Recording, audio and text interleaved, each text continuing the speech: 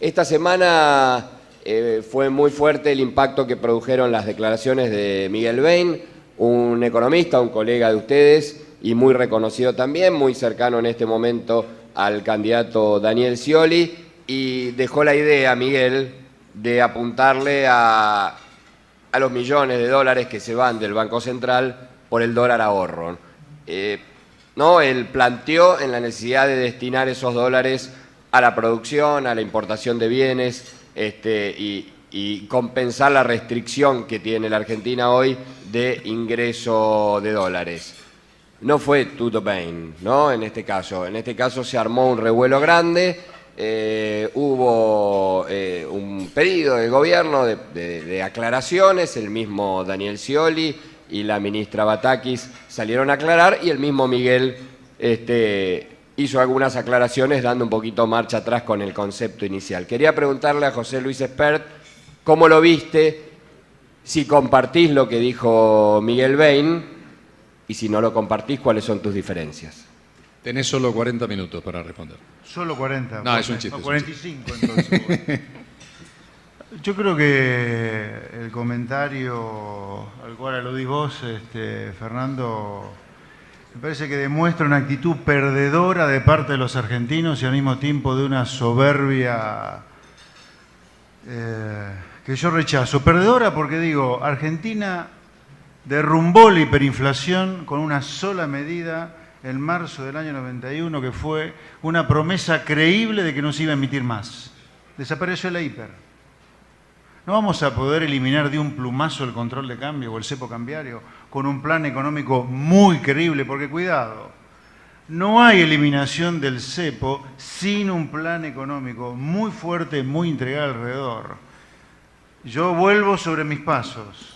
O sea, vuelvo a repetirles mi estilización de Argentina del último siglo, que entró en crisis en el último medio siglo. Rodrigazo, Cigotazo, la hiperinflación 2001-2002, y hoy estamos ahí, frente a una resolución que algún día va a haber que asumir. Entonces, la eliminación del cepo, que insisto, es de una actitud muy perdedora de decir que uno se va a tomar un año o administrar el cepo hasta que algún día arregle con los holdouts y seguir con la administración de reservas que hoy nos ha llevado a este punto de 4 años esta inflación. El cepo hay que eliminarlo de golpe dentro de un programa macroeconómico que incluya sin duda un congelamiento del gasto público, como mínimo luego de echar a toda la cámpora, una gran devaluación del peso, poner las tasas de interés en términos reales para que la gente no le esquilmen cada vez que pone un peso en un banco, y un cambio drástico en lo que es la orientación externa de Argentina. Argentina tiene que salirse de este eje bizarro y escatológico de Venezuela e Irán, Rusia y China solo. Argentina tiene que volver sobre sus pasos a Occidente, respetar el fallo de Griesa, que es la justicia que el kirchnerismo fue a buscar. Tiene que respetar los fallos del OMC. Vayámonos si no nos gustan los fallos del OMC. Tiene que firmar el acuerdo de libre comercio con todo el mundo, como hacen los países de alrededor nuestro incluso. Tiene que pedir un acuerdo de préstamo con el fondo también, porque tenemos, para que sea creíble la promesa de no emitir otra vez, tenemos que tener reservas, y Argentina tiene pocas reservas hoy. Entonces, dentro de un programa económico integral, sin duda, y que sea muy creíble, porque acá hay que juntar a toda la clase empresaria argentina, a toda la clase política argentina también, y obviamente a los sindicatos. Si es que queremos evitar o la continuación de esta muerte lenta que empezó con el cepo, que eventualmente si nadie hace el ajuste va a ocurrir de manera desordenada, como ya ocurrió 4 veces antes. Rodrigazo, Cigotazo, la mega inflación de Alfonsín y el 2001-2002. Si no se hace un ajuste sólido, creíble y muy fuerte, yo no descarto que Argentina en algún momento de los próximos años, alguna mezcla de estos crisis que hemos tenido vayamos a tener. Carlos Melconian, hablaste en tu discurso de la eliminación del cepo, habló recién José Luis Espert. ¿Qué considerás? ¿Se habla del primer día, 100 días o tomarse un tiempo, un gradualismo más largo? ¿Cuál es tu opinión acerca del cepo al dólar? Me querés meter en el quilombo de nuevo. No te alcanzó con lo de eso. Nosotros tenemos la instrucción política de eliminar el cepo. Desde hace mucho tiempo, confidentemente les voy a decir que no tiene doble discurso Macri en este tema.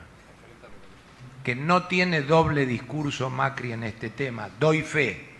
Y hay una de las cosas que tenemos en claro quienes lo acompañamos, es que el crédito es un activo que no estamos dispuestos a perder.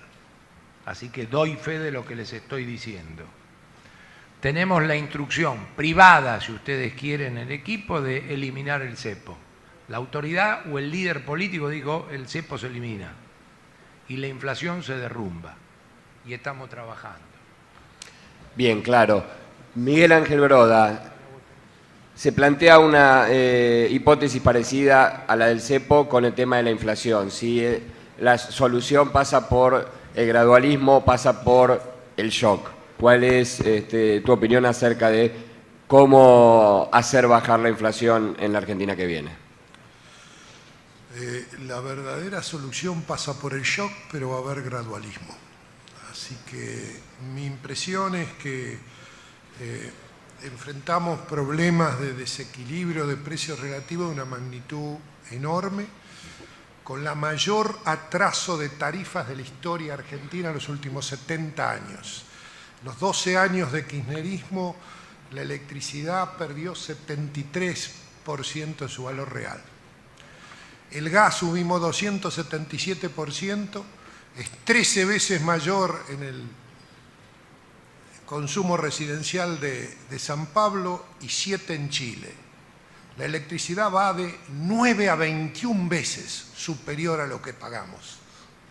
Estamos en presencia, además de la tasa de devaluación, de un reequilibrio de precios relativos que va a ser gradual, pero que solamente evita la nominalización de las variables dentro de un programa integral. Miren, yo lo voy a decir, total, yo soy absolutamente independiente.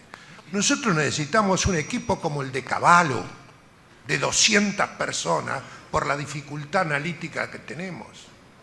Y la verdad, puede gustarle o no gustarle, y a mí yo sufrí mucho con Domingo, pero yo no veo la magnitud de la expertise. Claramente tiene que haber un economista, un centro de expertos, porque la magnitud de la agonía es muchísimo más difícil que las crisis.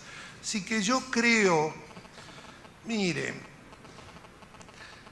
gane quien gane, hoy veo muy difícil un programa de shock inicial.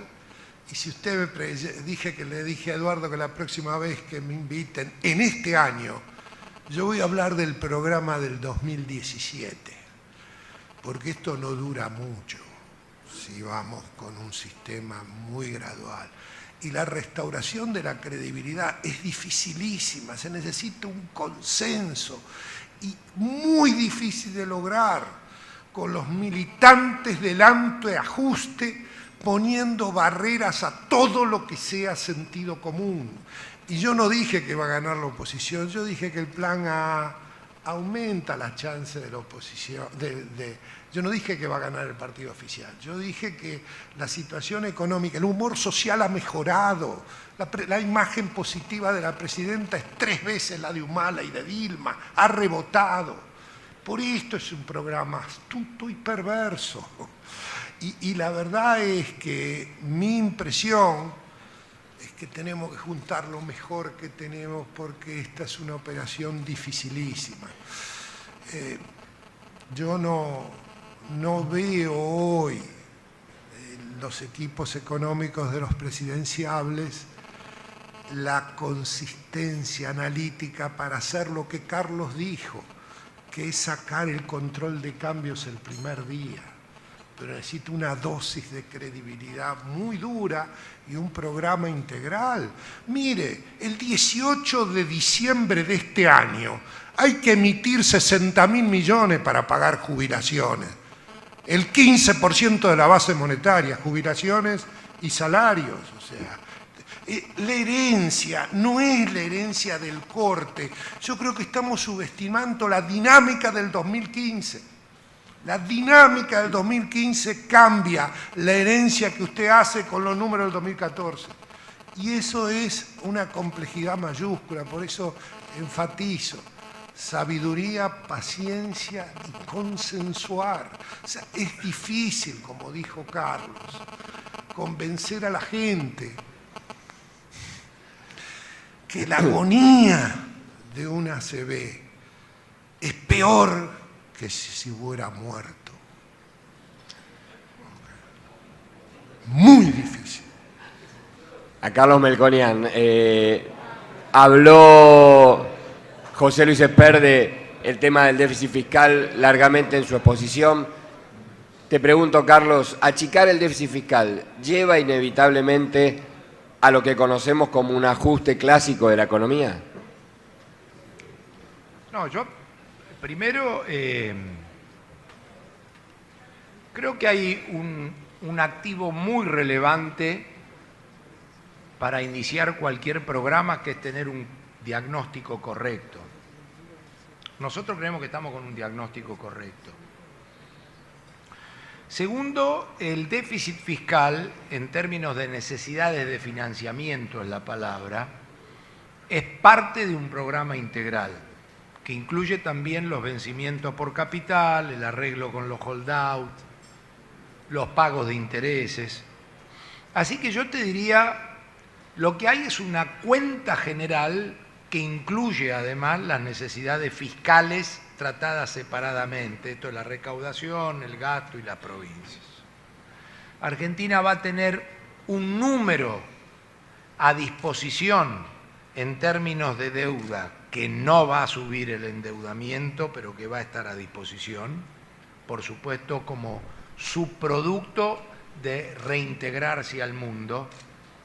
Reintegrarse al mundo dice varias cosas. Reintegrarse al mundo es recuperar el crédito y la reputación volver a los organismos internacionales, por lo menos en el surveillance,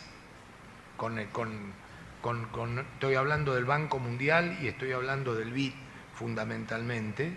Reintegrarse al mundo es solucionar los problemas comerciales que Argentina tiene, y reintegrarse al mundo significa también arreglar el problema de los holdouts. Hago esta aclaración porque lo que uno tiene en la cabeza en términos de reintegrarse al mundo es una cosa más completa que ir a arreglar con Griesa. O sea, retornar al mundo es una cosa más amplia, es saber que se ha firmado con China, o sea, retornar al mundo es una cosa más amplia. Y el mundo va a tener a disposición de Argentina fondos que, sin ser iluso, implica recuperar el crédito internacional. Yo te diría por debajo de la línea. Y por arriba de la línea acá han sido muy claros. Y yo también ahí lo he expresado. Cuando uno se pone a desmenuzar dónde ha aumentado el gasto público el kirchnerismo, el gasto público del kirchnerismo ha aumentado más de 5 puntos del PBI en otorgar 3,5 millones de jubilaciones a gente que nunca pagó. Parte del cambio y de la demanda de la sociedad tiene que saber que sus ejecutores, hoy uno es candidato a presidente y el otro es vicepresidente de la nación. Y el resto de los argentinos está pagando esa cuenta, si vamos a hablar como corresponde. La segunda cuestión es que hay más de 5,5 puntos del PBI que son subsidios económicos.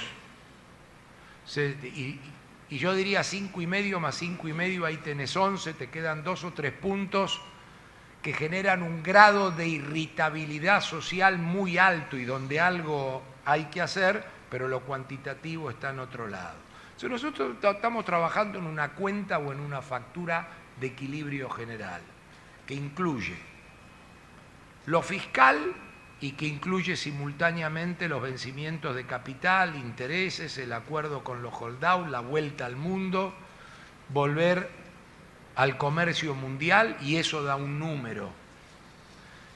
La espalda política, la elección, el voto, la cantidad de votos, el consenso con las fuerzas políticas y los números es lo que van a dar la posibilidad de cerrar esta cuenta. Lo que ofrecemos es estabilidad macro y donde el resto lo hace el sector privado, donde va a haber mucho Estado, no poco Estado, pero diferente Estado al de esta década, y donde se tiene que cumplir la ley. Y en ese sentido yo he dicho siempre, no ahora porque esté en este debate donde se han presentado posturas mucho más extremas que las que yo estoy presentando, aún sabiendo la gravedad de la situación, esto se tiene que ir resolviendo con shock gradual, ni shock ni gradualismo, es un shock gradual, con sentido común, haciendo las cosas que corresponden, y que va a depender no solo de los números, y donde vamos a arrancar con el activo y el crédito, que vamos a tener que ir mostrando cada 3 meses, y donde el preconcepto es, aquí no hay ideología, aquí hay capitalismo, aquí hay sentido común y aquí hay reglas de juego. El resto lo tiene que hacer el sector privado. Miguel Ángel, querías hacer una aclaración para después ir a la siguiente pregunta. Sí, yo me he pasado los últimos 3 meses teniendo conversaciones y discusiones con los equipos económicos de los 3 candidatos con más chance de ser presidenciables. En 2 de los 3 casos existe el mito de sustituir el financiamiento monetario del Banco Central por endeudamiento externo. O sea, no tocar ni el tamaño del gasto ni el tamaño del déficit. Es sustituir. Eso es, pero el tique seguro a tener alguna gran crisis en el futuro. En el equipo del candidato Mauricio Macri, y no en el caso de Carlos, también existe esa idea de la fácil sustitución de financiamiento. Y eso es gravísimo en términos de la historia de Argentina y de los desequilibrios macro. Con esta presión tributaria no es factible mantener este tamaño del gasto real, que para que tengan una idea, en 12 años se triplicó en términos de ese índice de precios. Lo que era 100 es 300. Por lo tanto, a mí me parece que uno de los programas, esa vieja idea de por lo menos 2 de los candidatos, de vamos a ser heterodoxos, o sea, no vamos a tocar el gasto público, no vamos a tocar pero vamos a dejar la mala praxis de lado, es un mito. Bien, para José Luis, las retenciones, que es parte de las preocupaciones, las retenciones, digo, sí, que es parte de la preocupación de la sociedad rural, del sector industrial, de la bolsa de cereales, de casi todos los que ayudaron a estas preguntas. ¿Cuáles son las que se pueden eliminar? ¿Cuáles atenuar? ¿Cuáles mantener en la situación actual de la Argentina? Bueno, volviendo sobre lo que yo comentaba en mi exposición de 7 minutos, no tiene que haber retenciones. Es más, yo pondría en la Constitución que tiene que haber 0 retenciones y 0 aranceles para importar también. Ahora, sobre el corto plazo, tengamos claro lo siguiente, la existencia de retenciones es un mito populista. Las retenciones no superan los 120.000, 130.000 millones de pesos hoy. La recaudación total de impuestos es 1.9 billones este año si no toma nación, provincias y municipios. O sea que las retenciones no llegan al 7-8% del total de recaudación. Es mentira que las retenciones han sido clave para el financiamiento del fisco. Es absolutamente mentira. No más del 7-8% del total de recaudación son retenciones, que básicamente las paga el agro, ¿no? Y más hoy con importaciones netas de petróleo. Así que las retenciones se podrían eliminar y hay que eliminarlas. Pero además, yo vuelvo sobre algo.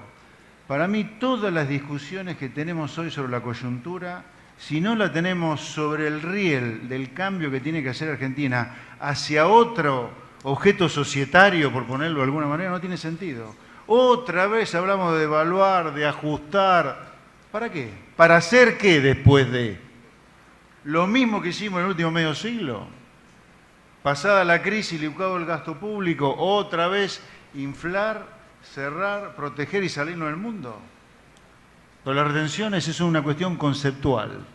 No puede haber retenciones porque vos tenés que vivir del comercio. Bien.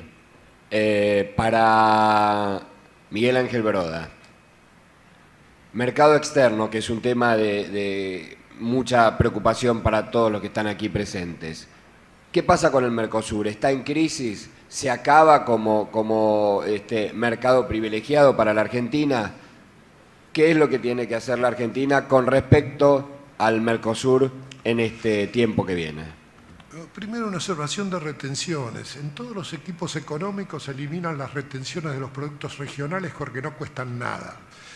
Probablemente todos eliminan la retención del trigo, pero después en maíz y soja entramos en un terreno muy particular, donde yo creo que el principal problema del próximo gobierno es el miedo al Frente para la Victoria.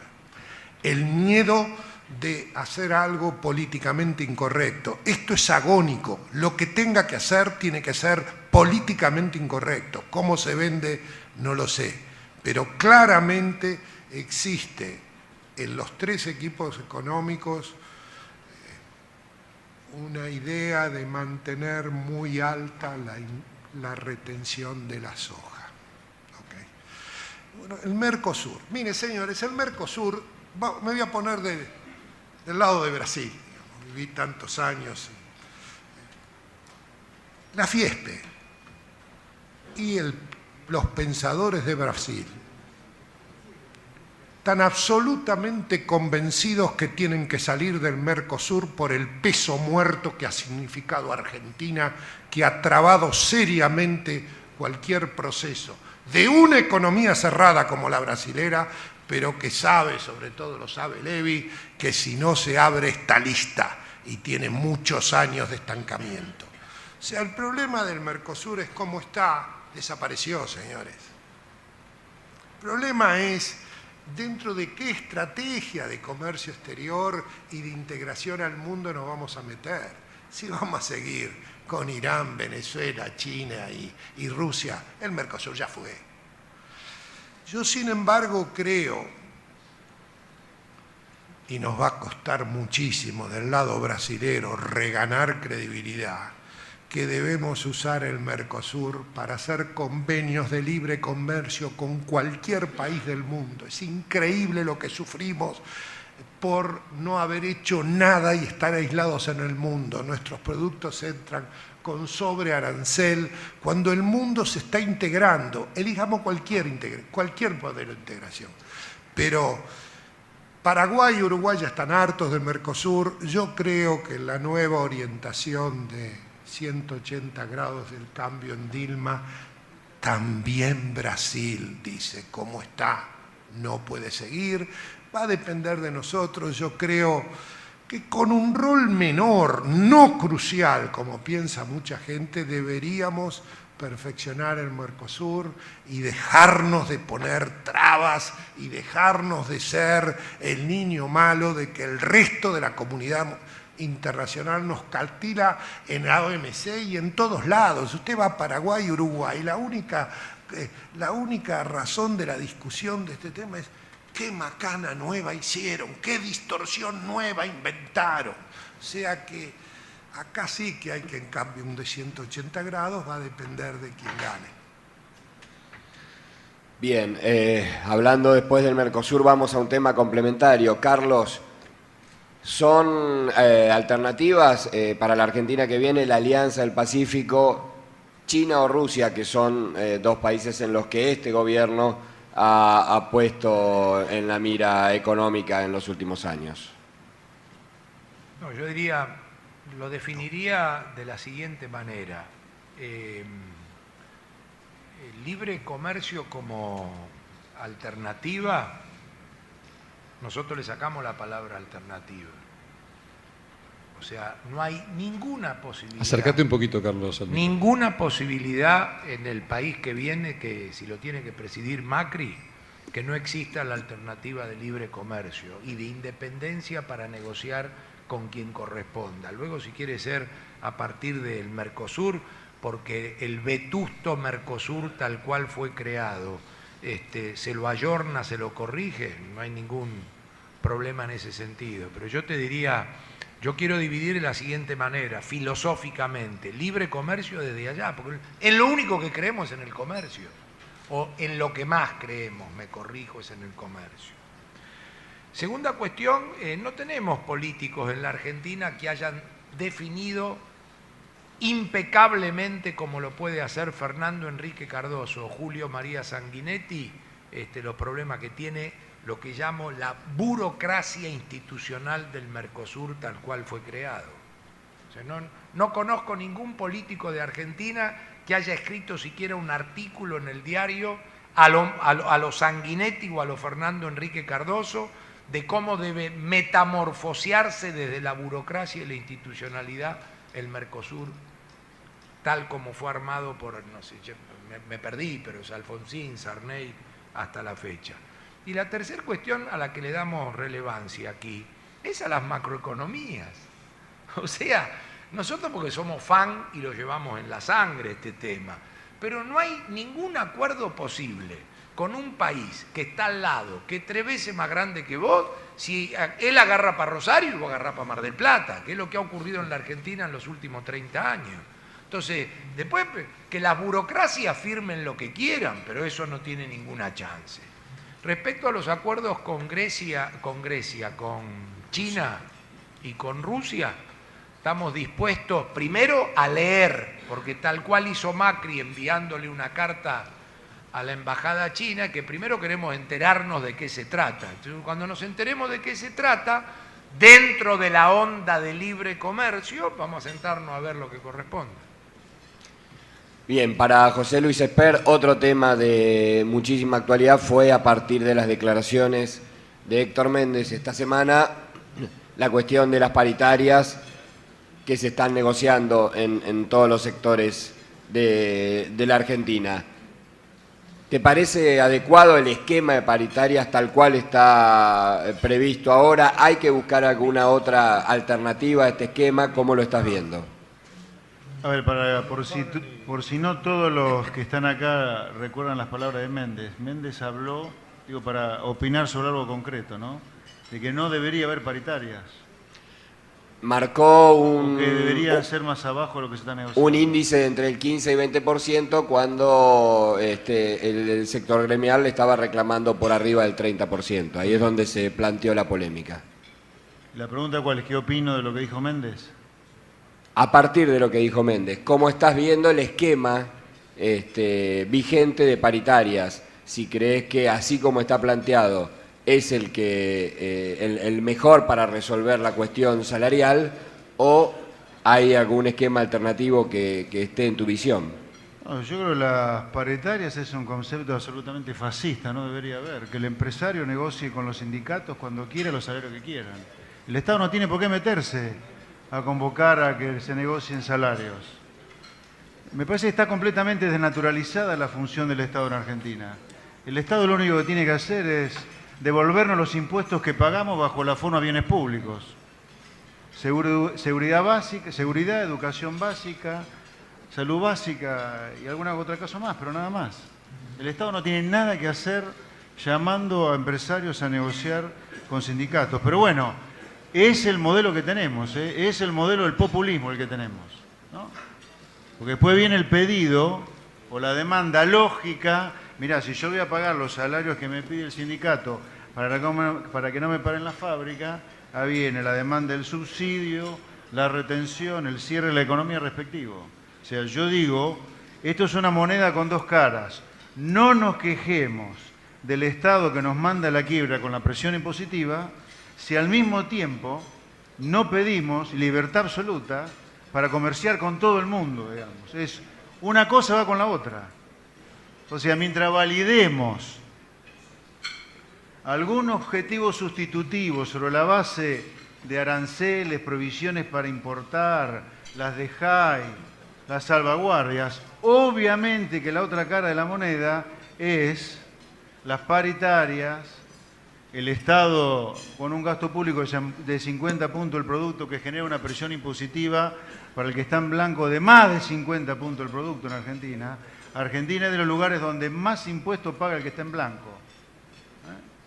Y por eso se están fundiendo empresas y despidiendo gente. Ahora, es una moneda con dos caras.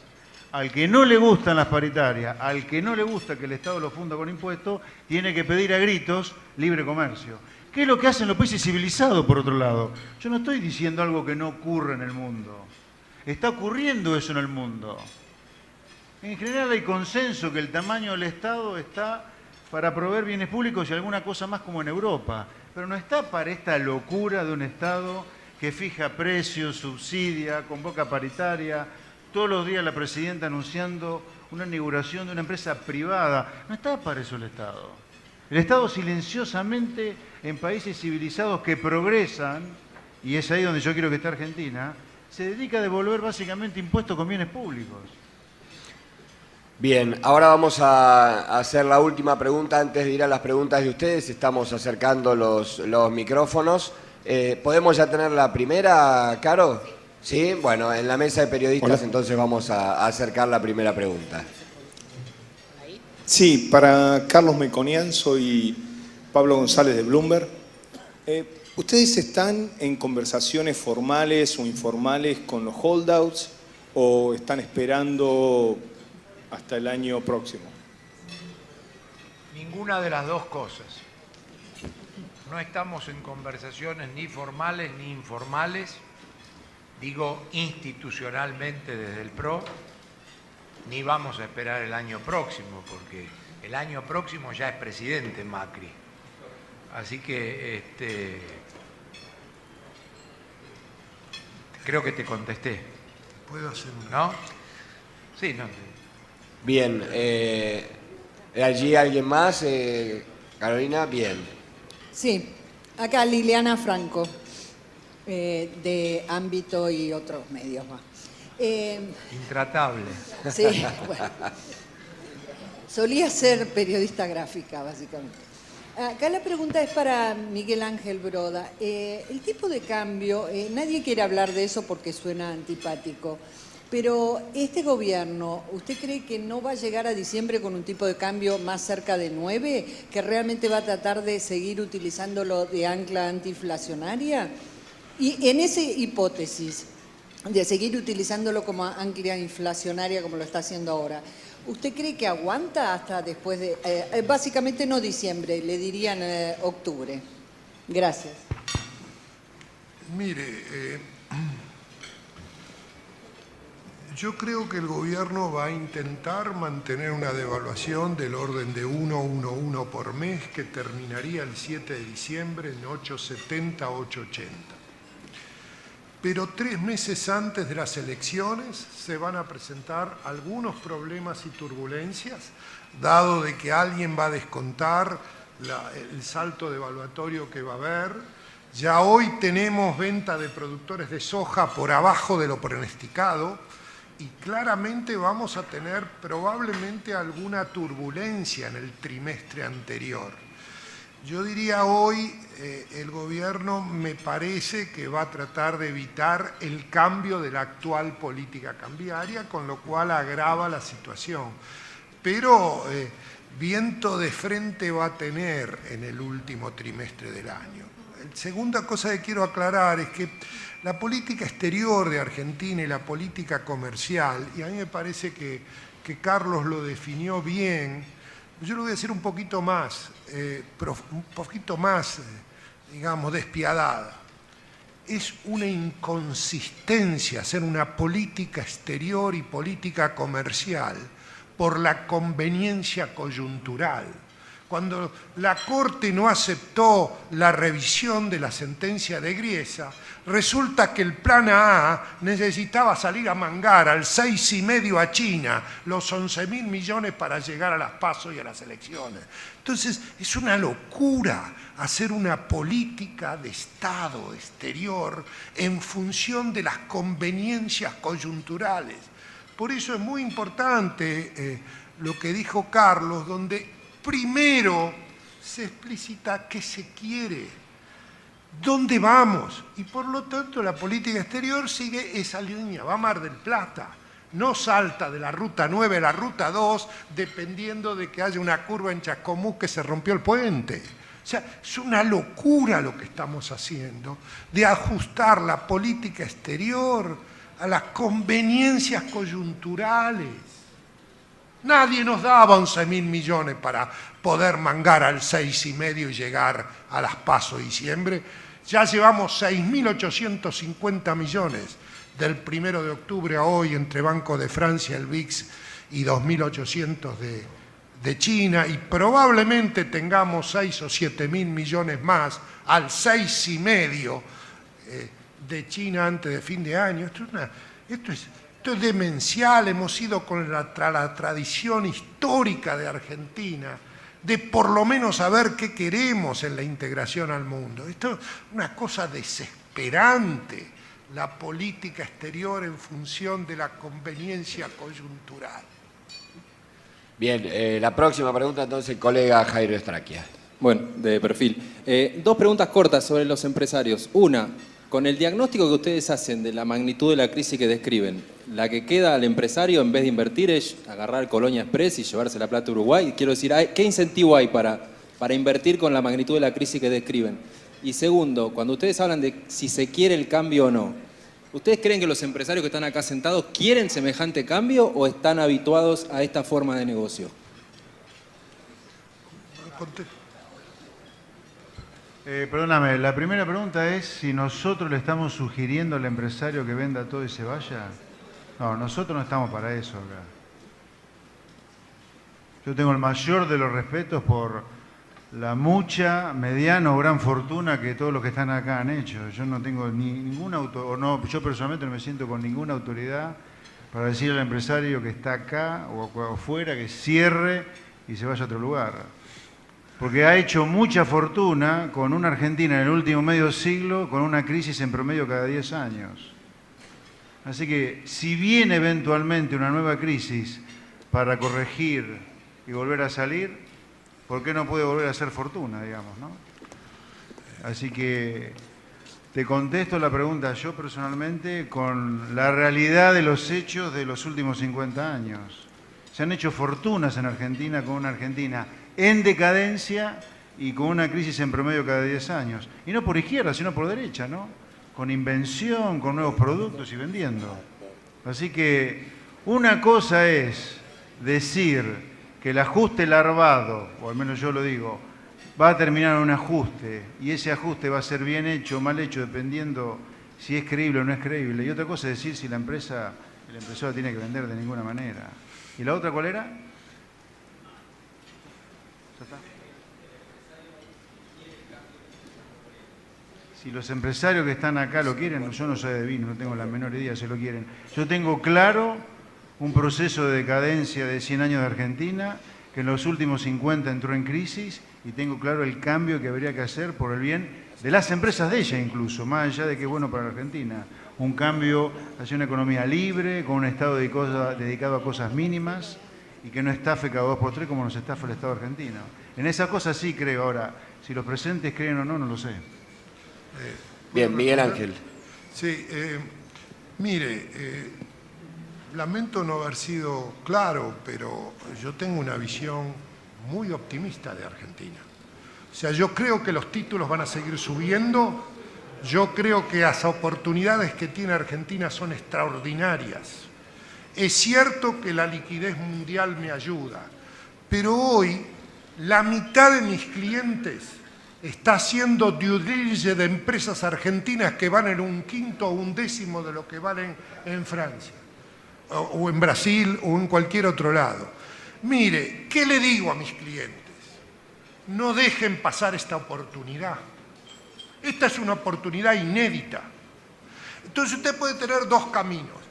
Puede quedar asombrado de lo poco que valen los activos de Argentina y tirarse de cabeza. ¿Qué le digo? No se enamore de Argentina, pero no deje de tenerla en su portafolio. ¿Por qué no se enamore? Y porque yo veo que el ajuste muy difícilmente se haga planeado, se va a hacer a los golpes.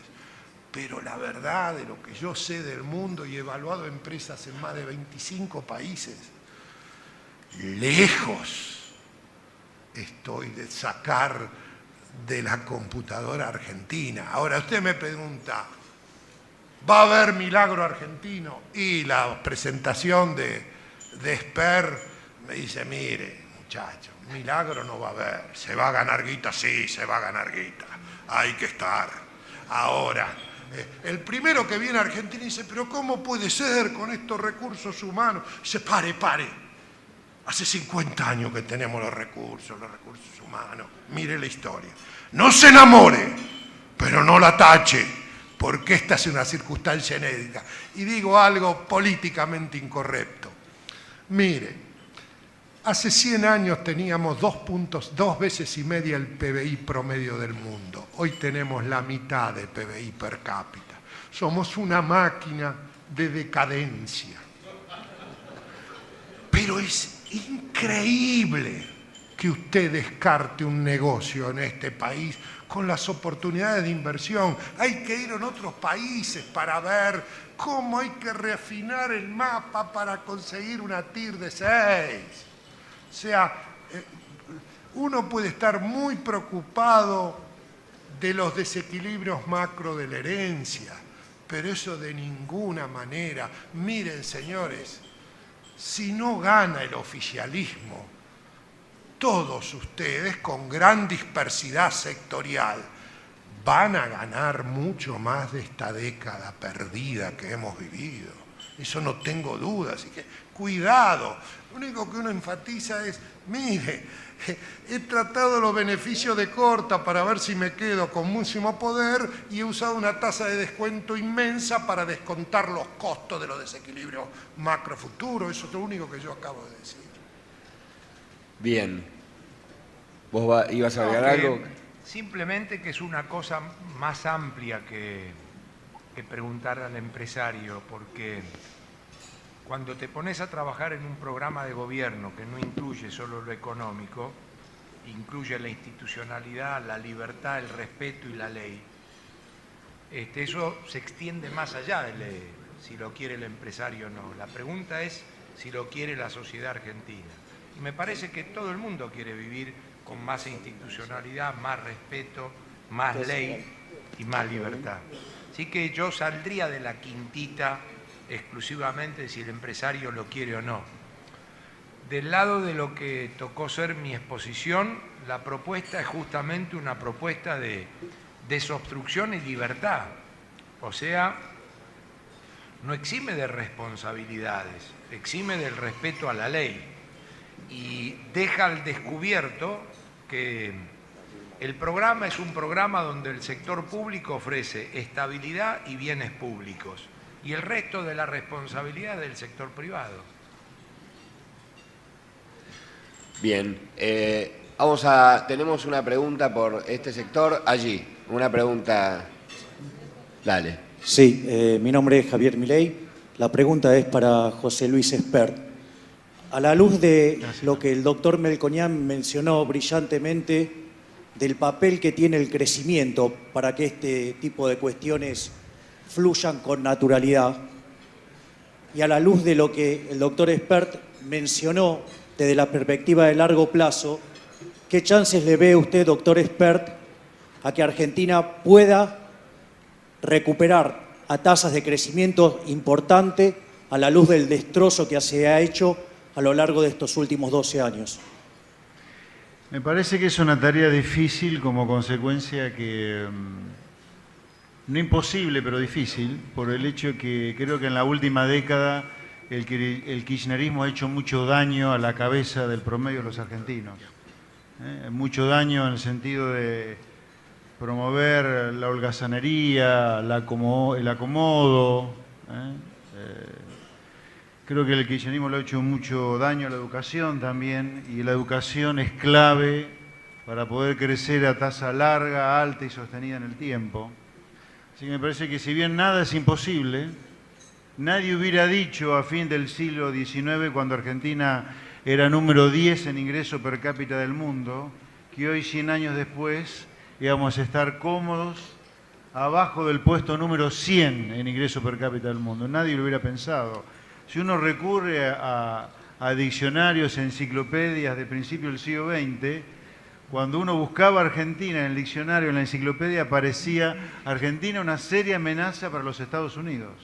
Principio del siglo XX. O sea, ¿quién hubiera pensado en ese momento donde Argentina aparecía como una amenaza a la principal potencia económica mundial de hoy, y una Argentina que está ahí peleándola estratégicamente con impresentables como Venezuela, ¿no? Así que nada es imposible. O sea, Argentina tiene todo para ganar y todo para seguir perdiendo como hasta ahora, pero me parece que el daño que el kirchnerismo le ha hecho requiere de una respuesta muy firme de parte de muchos o de casi todos los que estamos acá, en el sentido de repudiar directamente la última década en esos aspectos, en el plano de lo cultural, de lo conceptual y de lo que conviene hacer para la prosperidad, ¿no? Bien, estamos llegando al final de esta exposición. Les voy a pedir a los tres, a Esper, a Melconian y a Broda, que hagan un pequeño speech final. Tenemos 1 minuto para cada uno y así poder ya encauzar esto e ir a las palabras de cierre.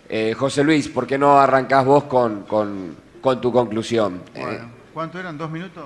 Dijo 1, creo, ¿no? Bueno, yo voy a cumplir. Vos tenés. Está corriendo, está corriendo. Yo voy a cumplir y no voy a indexar mi tiempo por lo que me deben acá. Muy bien, muy La bien. muchachada. ¿Cuántos son? 2 minutos? 1, ¿no? ¿Qué dijiste, Fernando? Uno, Fer. No, creo que Dale, tenés dale. 2. Tenés 2. Hacemos tenés 2, tenemos 2. Yo en algún lugar me da pena Argentina, el disco rayado en el cual se ha transformado, digamos. Cada tanto discute lo mismo. Hoy la verdad que a mí me da pena estar discutiendo un ajuste, qué hacemos con el dólar, qué hacemos con las tarifas, qué hacemos con la paritaria, qué hacemos con la inserción de Argentina en el mundo. Yo no puedo creer que estemos discutiendo eso. Esto ya lo discutimos hace 10 años, lo discutimos hace 20, hace 30. No puede ser que discutamos en promedio cada 10 años lo mismo. Yo no entiendo cómo no nos cansamos. Por eso, discutir el cepo, el ajuste fiscal, sí, todo eso hay que discutirlo, pero insisto, el ajuste va a ocurrir bien o mal, pero ¿para hacer qué después? Ese para mí es el desafío, ¿para hacer qué? Por Dios, digo, hagamos algo diferente a lo que venimos haciendo en el último siglo y en particular en el último medio siglo, para no tener que discutir esto otra vez dentro de 15 años o 10. Y sin duda que lo vamos a volver a discutir si después que se haga el ajuste, mal o bien, bien en el sentido de que sea un ajuste fuerte y creíble, mal con otra crisis, si después de ese ajuste, bien o mal hecho, volvemos a inflar el gasto, volvemos a creernos que podemos colocar deuda de manera ilimitada, volvemos a pensar que el sector público es un conchavo de inútiles en lugar de un lugar desde el cual hay que prestar y devolver impuestos a la gente que los paga, y vamos a estar discutiendo lo mismo. Entonces yo digo, es cruel, para ir cerrando, pero si uno toma el último medio siglo, el gasto público en la Argentina no superó nunca 25 puntos del producto. O sea, durante la década del 60, 70, 80, 90, el gasto público no superó 25 puntos del producto. Hoy tenemos 25 puntos del producto de gasto público, pero más, o sea, 50. Se ha duplicado el gasto público en términos del producto en la última década. 50 puntos del producto, ¿para qué? ¿Para qué? Si tenemos que duplicar los pagos por educación, seguridad y salud después. Yo creo que minimizar y extinguir esta participación del Estado que ahoga a todo el mundo es clave. Ahora, también hay que hacer la otra cara de la moneda. Pedir una economía libre, absolutamente libre, para exportar, para importar lo que se nos antoja. Y si hay alguien que quiera protección, que sea con el dólar. El dólar es la manera no distorsiva de proteger. Entonces, de nuevo, otra vez un ajuste. ¿Para qué? ¿Para volver a hacer lo mismo? Por Dios, hagamos otra cosa. Bien, José Luis, Carlos Melconian, entonces, tu cierre. Bueno, yo muy poco, ya hemos dicho todo lo que teníamos para decir. Creo que la decisión de ir a algo distinto está en las personas. O sea, la sociedad como un todo va a tener que catalogar si esta vez estamos frente a una oportunidad diferente, tanto en el diagnóstico como en la gestión, y la oferta es una oferta de estabilidad, de oferta de bienes públicos donde el sector privado no puede llegar y de reintegración al mundo. Yo en ese sentido creo que estamos frente a una oportunidad diferente porque antes había que ir a ejemplos occidentales que nos excedían, había que hablar de Estados Unidos, había que hablar de los escandinavos, había que hablar de Alemania y lamentablemente, pero afortunadamente, los ejemplos ahora se reducen a mirar Latinoamérica, que Argentina mirar a Latinoamérica antes era downgradearse y ahora mirar a los latinoamericanos exitosos es las políticas que tenemos que seguir. Eso lo tenemos que transformar en optimismo y oportunidad, porque voy a decir respetuosamente, si lo han podido hacer vecinos nuestros, nosotros vamos a estar a la altura de las circunstancias. Y quiero recalcar lo último respecto a los vecinos. No hay preconcepto ideológico. Y terminemos ya con toda esa cuestión de la derecha, el centro o la izquierda. O sea, nadie hubiera imaginado que a Sanguinetti, la calle Valle, le hubiera venido un Tabaré, Mujica, Tabaré, donde cuando vas a lo más extremo de lo ideológico del uruguayo, han sido quejosos de Mujica, pero cuando miramos a Mujica desde acá, o lo mismo 20 años de concertación chilena, Piñera y otra vez la concertación, o lo mismo vale para Colombia, o lo mismo vale para lo que se iban a comer los chicos crudos en Perú. Vargas Llosa dijo en una reunión en la que yo estaba presente que iban a una segunda vuelta entre el SIDA y el cáncer, entre Ollanta Humala y la hija de Fujimori. Y resulta que Ollanta Humala o el propio Alan García, que tuvo el milagro que no tuvo el posterior Alfonsín en la Argentina, porque Alan García convivió con la hiperinflación de Alfonsín y sus ideas, y 20 años más tarde retornó con ideas diametralmente opuestas. Entonces yo creo que tenemos que sacar conclusiones desde ahí, donde estamos sin preconceptos, con las oportunidades abiertas, y cuanto más quejosos y peor sea la herencia, más tenemos que transformarlo en una oportunidad para adelante. Miguel Ángel. Mire, yo creo que viene una década de tasas de interés reales bajas.